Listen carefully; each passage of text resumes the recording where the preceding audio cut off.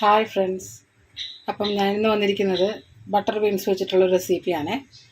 അപ്പോൾ നമുക്ക് എങ്ങനെയാണ് ഉണ്ടാക്കണമെന്ന് നോക്കാം. ഞാനൊരു പാൻ വെച്ചിട്ടുണ്ട്. ഒരു 3 ടീസ്പൂൺ വെളിച്ചെണ്ണ ഒഴിച്ചിട്ടുണ്ട്. അതിനകത്തേക്ക് ഞാനൊരു 1/2 ടീസ്പൂൺ ജീരകം ഇടുവാണേ, ചെറിയ ജീരകം. ജീരകം ഒന്ന് പൊട്ടുമ്പോഴത്തേക്കും ഒരു 1/2 ടീസ്പൂൺ കടുക്.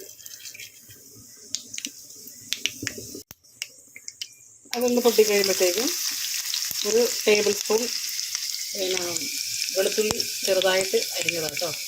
ഒരു 4-5 അല്ലി ഉണ്ടാവും, അതെനിക്ക് ഒരു ടേബിൾ സ്പൂണാണ്. ഇതെല്ലാം കൂടി ഒന്ന് നന്നായിട്ട് വഴറ്റുക.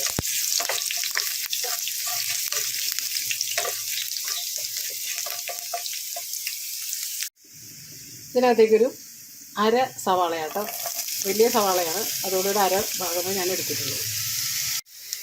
ഒരു കൈ വേപ്പില ഞാനിതൊന്ന് ചെറുതായിട്ടൊന്ന് 2-3 തവണ ഒന്ന് കീറിയിട്ടിട്ടേക്കും കേട്ടോ. ഒരു 1/2 ടീസ്പൂൺ മഞ്ഞൾപ്പൊടി കേട്ടോ, ഒരു 1/2 ടീസ്പൂൺ മുളക് പൊടി.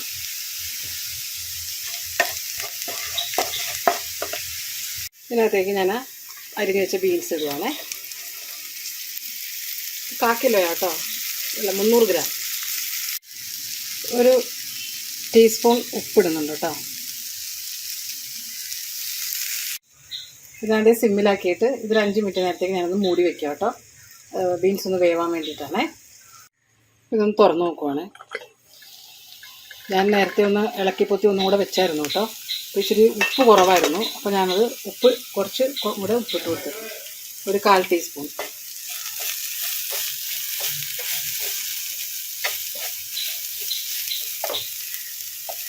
ഒന്ന് ഇപ്പം ഒരു 1/4 പരുമോ ആയിട്ടുണ്ട് കേട്ടോ.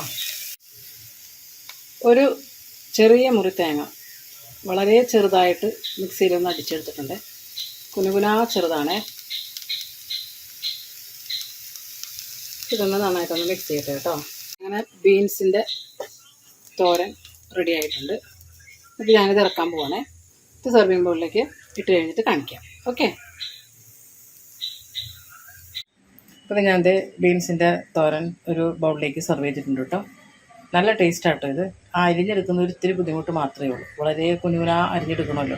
ആ ഒരു ബുദ്ധിമുട്ട് കഴിച്ചു കഴിഞ്ഞാൽ ബാക്കി സൂപ്പർ ടേസ്റ്റാണ്. അപ്പോൾ നിങ്ങളെല്ലാവരും ഇതൊന്ന് ഉണ്ടാക്കി നോക്കുക. അതുകൂടാതെ ആസ് യൂഷ്വൽ എൻ്റെ ചാനൽ ആദ്യമായിട്ട് കാണുന്നവരൊന്ന് സബ്സ്ക്രൈബ് ചെയ്യണേ. Thank you. Have A nice day.